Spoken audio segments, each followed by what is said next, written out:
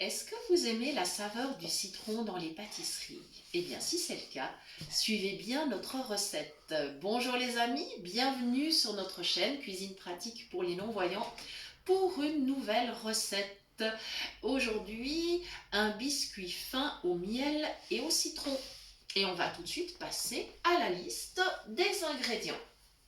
Comme toujours en pâtisserie, la traditionnelle pincée de sel, ça indispensable. 100 g de beurre, 7 cuillères à soupe de miel, 4 œufs, le zeste et le jus d'un citron, 8 cuillères à soupe bombées de farine. Alors moi j'ai pris une farine sans gluten qui est un mélange de farine pour pain qui conviendra très bien pour ce gâteau, plus une petite pincée de bicarbonate qui remplace donc la poudre à lever parce que les poudres à lever contiennent assez facilement du gluten. Voilà, donc pas de souci. Si vous n'avez pas de problème avec le gluten, vous utilisez une farine tout à fait traditionnelle, il n'y a pas de problème. Voilà, on va commencer. Alors, première étape, dans ma casserole, j'ai le miel, le beurre, le zeste, plus le jus de citron et la pincée de sel. Et je vais juste faire fondre tout doucement, pas très longtemps. Je veux juste en fait que mon miel et mon beurre se mélangent de façon homogène. Mais évidemment, le but, ça n'est pas de faire bouillir, hein, clairement. Voilà. Alors, bien évidemment, j'ai mis le zeste de citron. Ça va donner beaucoup plus de saveur à mon biscuit. Et c'est dans le zeste que sont contenues les précieuses huiles essentielles du citron, enfin des agrumes hein, de façon générale. Voilà. Il est à noter que on peut bien sûr mettre le zeste dans des pâtisseries et le faire cuire dans le gâteau. On ne pourrait pas mettre directement de l'huile essentielle. Hein, voilà. On ne cuit pas les huiles essentielles. On peut s'en servir en cuisine, mais on ne les cuit pas. Et on doit toujours les dissoudre dans un corps gras, mais je vous expliquerai ça en détail à l'occasion. Les huiles essentielles étant très puissantes, il faut prendre beaucoup de précautions si on souhaite s'en servir dans la cuisine. Voilà. Voilà, donc c'est parti. Ça commence à chauffer. Voilà. Ça change un petit peu. Le miel donne une saveur aussi très particulière dans les gâteaux. Ça nous change du sucre. Alors après, bien sûr, la saveur, elle va être en fonction aussi du miel choisi. Si on a un miel de fleurs, si on a un miel de sapin, ou, enfin voilà, ça dépendra vraiment. Avec un miel de lavande, évidemment que ça sera un petit peu différent. Voilà. Alors là, j'ai un miel de fleurs tout à fait traditionnel. Voilà, et ça commence déjà à bien fondre, ça ira très bien. Je ne vais pas trop chauffer parce qu'évidemment, comme je vais ajouter les œufs juste après, le but n'est pas que les œufs coagulent maintenant. Hein. Ils attendront la phase de cuisson pour cela. Voilà. En tout cas, l'odeur du miel est très agréable. Miel et citron vont vraiment très bien ensemble. Et vous pourrez noter par rapport aux proportions que c'est finalement un gâteau qui n'est pas trop gras. Il y a seulement 100 g de beurre. C'est pas trop, ça va. Ça donne la finesse, mais sans excès. Voilà, on est moins que par exemple pour un 4 quarts. Le 4 quarts étant un biscuit beaucoup plus gras. Voilà, là on est vraiment en dessous. On est, je dirais, la moitié en dessous.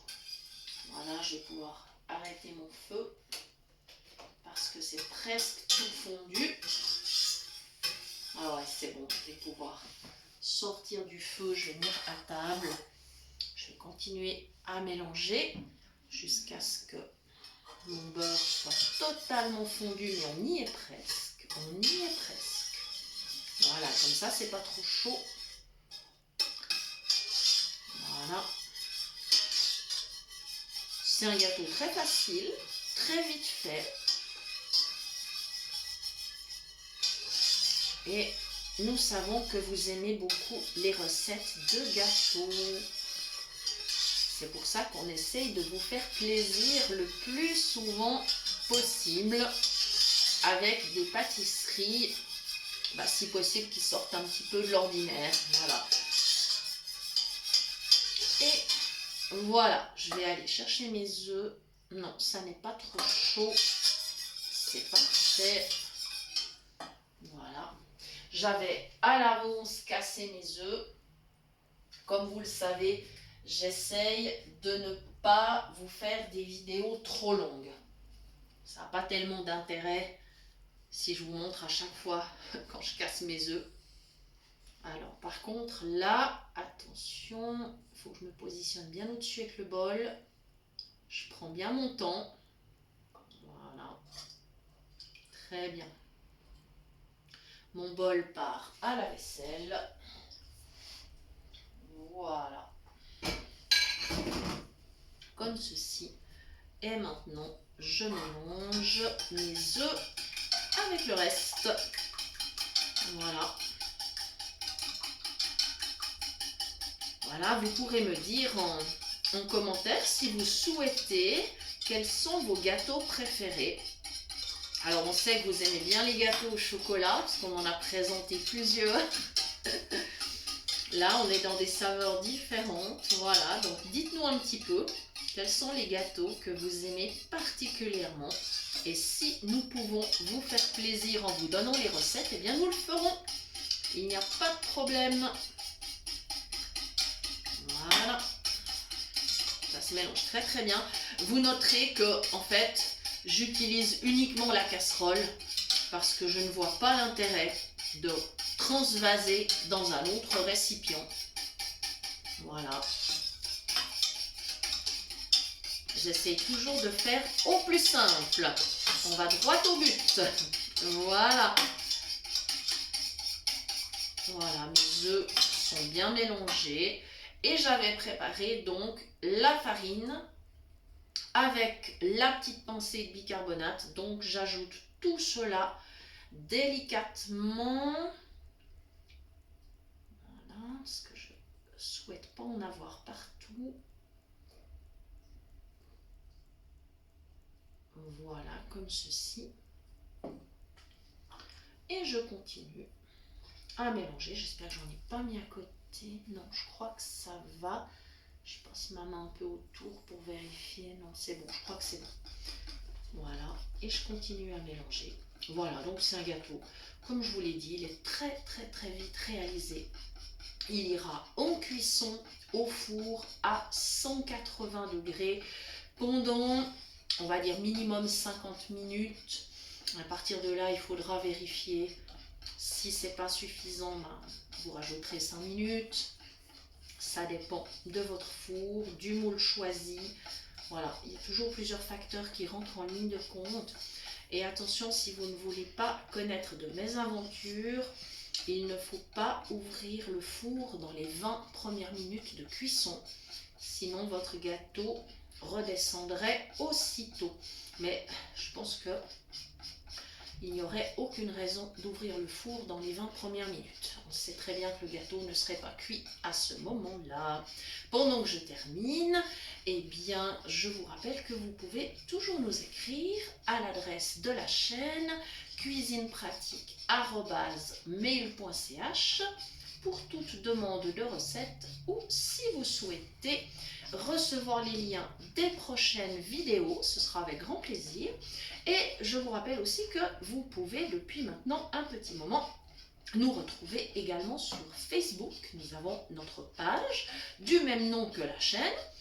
Et sur la page, nous donnons des petites astuces complémentaires. Nous faisons des petits lives, surtout concernant l'alimentation, la nutrition. Voilà, donc si vous voulez encore plein de petites astuces, on a montré particulièrement pour préparer certains légumes, les astuces d'épluchage, de découpe. On a parlé l'autre jour de la valeur nutritive de la viande. Voilà, l'autre jour c'était les fromages, enfin voilà. Et donc de toute façon, ne vous inquiétez pas, nous les repartageons régulièrement afin que vous ne les manquiez pas.